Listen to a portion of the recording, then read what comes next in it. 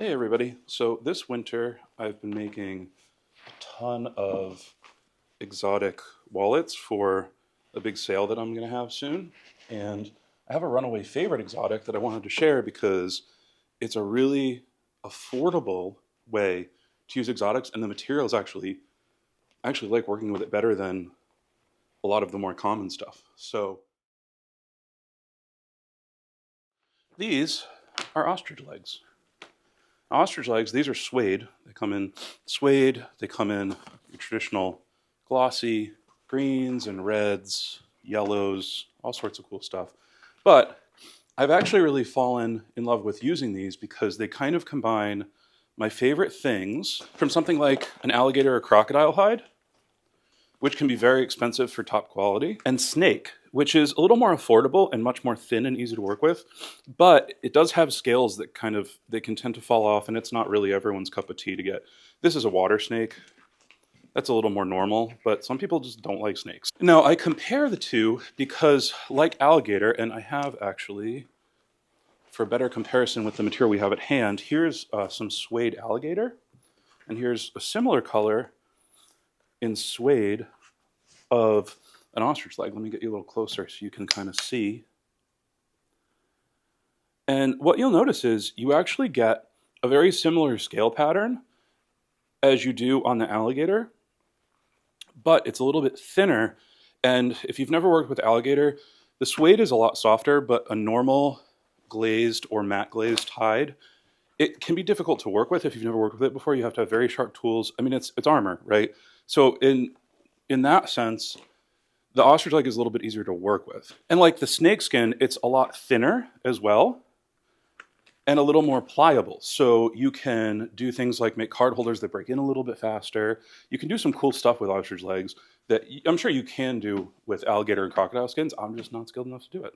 So in this video, we are going to make this nice Hermes-inspired card wallet from one of my pattern packs. Now, I also have the biggest sale of the year going on. All of the patterns I've ever made are $39. In link in the description, it's like 700 patterns. So you can get that there. We're going to go in and make this, and I'm going to show you how to treat ostrich leg differently than leather to make an ostrich leg wallet. And we'll go with, this is like a gray suede. So the first thing I like to do is cut out my pattern a little bit different than I would for just using regular leather, because our ostrich leg has a defined pattern that is localized, right? We have the big scales going down the middle, and we have smaller scales turning into sort of what you would call circular scale on an alligator hide.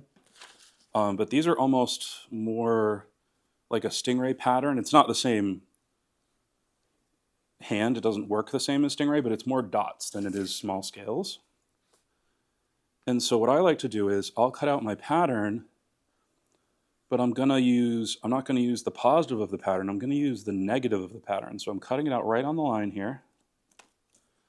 And that way I can take my pattern, I can take my ostrich leg, and I can use my pattern to see exactly where I want to cut out my pattern piece. And you can see here we have options, right? So this is just a traditional card wallet.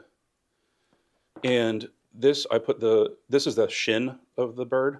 So this goes straight across, but then on watch straps, traditionally you would cut more at an angle so that you get more of the scale kind of going across side to side. So you notice with an ostrich leg, your scales are more pronounced down by where the foot would be.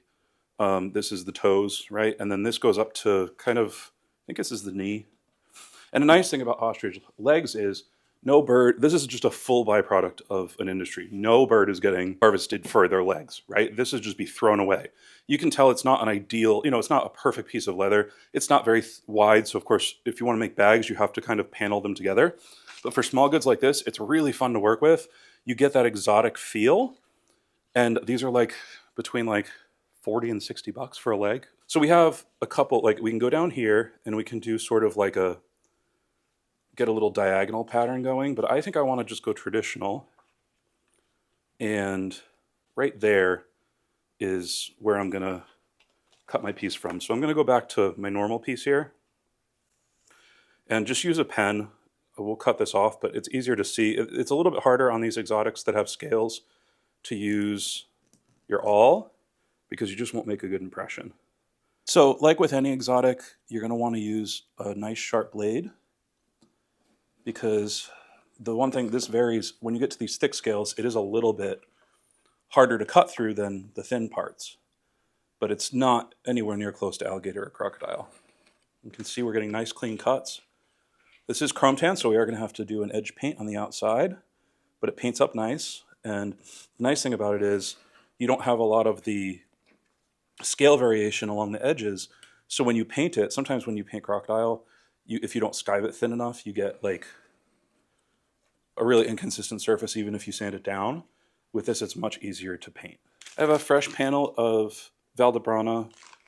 This is the Toronto. It's Vachetta.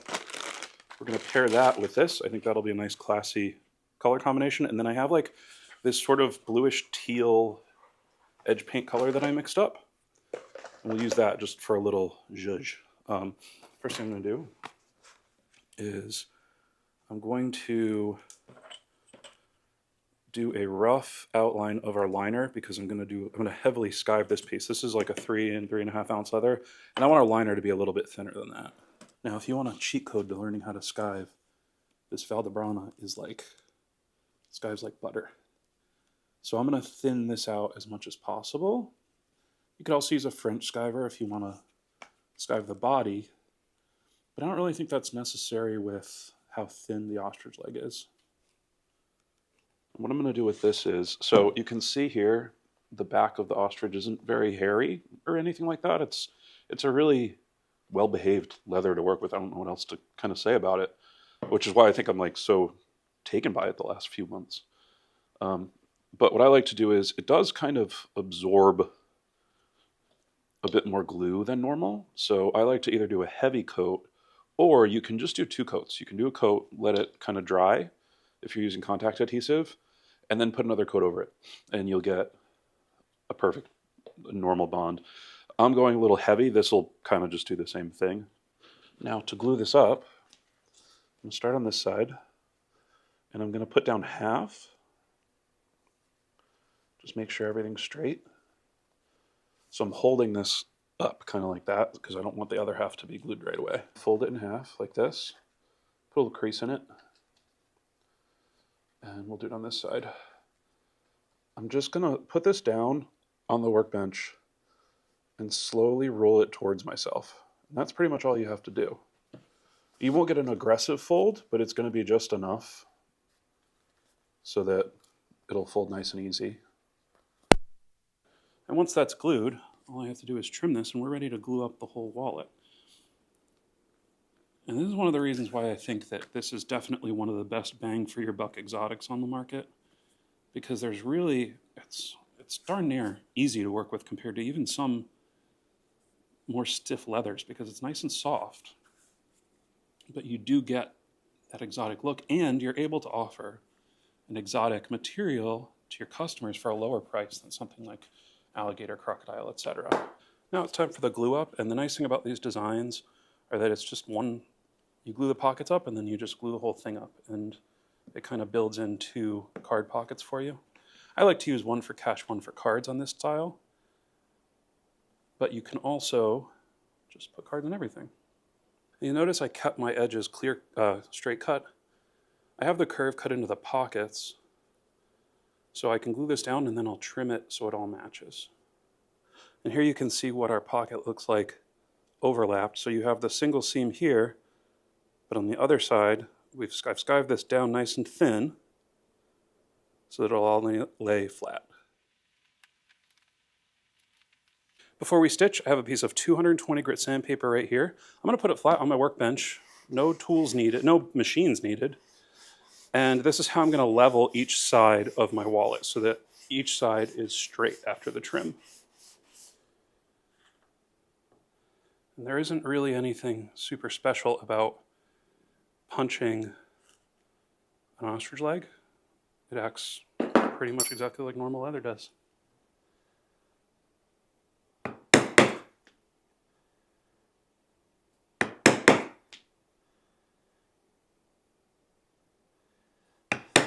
Now when you're hand stitching ostrich leg, This is more because this is suede. Um, your stitches will kind of sink in a little bit. So if you want your stitch line to be more visible, I would up your thread size by like one step. So if you're using normally like what, Tex 138, you can go to like a 90, and it won't look bigger. It'll just kind of look more, it'll look similar to if you were using a smooth grain leather. Now, if you're using a shiny ostrich leg, it'll look just the same as ever. And as you can tell by this, I'm using a matching thread because I kind of want it to disappear. And then on the inside, we have just a normal stitch line. Okay, so we're going to want to paint these edges because it is a chrome tan hide, so you can't really burnish ostrich leg, at least this stuff.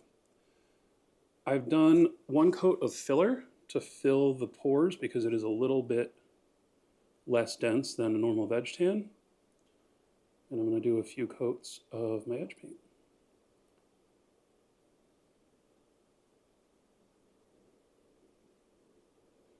I like to do the first one fairly light, sand it down, and then I'll go back with a heavier coat to really start getting the color applied to the edges. Now I've already applied it to my pockets before I assembled the wallet. So it should look nice in an otherwise fairly neutral wallet to have that little pop of color. And here we go, it's the next day. My edge paint is dry and shiny, and our ostrich card wallet is done. So most importantly, this pattern is part of Pattern Pack. We're having my biggest sale of the year. Every pattern I've ever made, including the pattern encyclopedia, is 39 bucks. Link in the description. It's like 700 something patterns. As for our wallet here, you can see that this is why I think this is one of the best exotics for the money. We still have plenty left to make a watch strap, or you could make another card holder even out of this one. Of course, your yield may vary depending on which leg you get, but they're all roughly the same size. So you can make a few watch straps, you can make one or two card holders, and you just get the look, you get the feel, because it is a really nice material, but doesn't break the bank. So in the comments, let me know what your favorite exotic to work with is, and let me know if you have any tips for working with ostrich leg, because I'm fairly new to it still. I've only used it sort of last year or two. And thank you guys so much for watching. I'll see you in the next one.